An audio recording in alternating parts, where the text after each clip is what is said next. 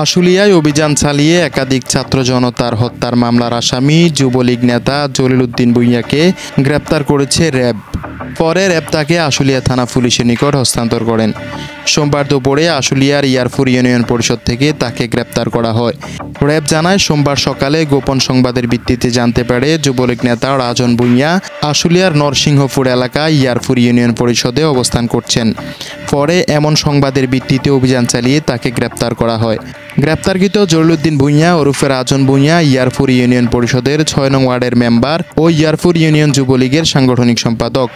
RAB আরও জানায়, প্রাথমিকভাবে তথ্য যাচাই করে জানতে পারি তার নামে একাধিক ছাত্র জনতা হত্যার মামলা সহ অন্তত ২৪টির মতো মামলা রয়েছে, যার মধ্যে ৪ থেকে ৫টি মামলা এখনও চলমান।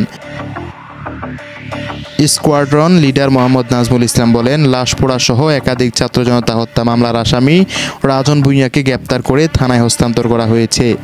Desk report, Bartadesh news, Dhaka.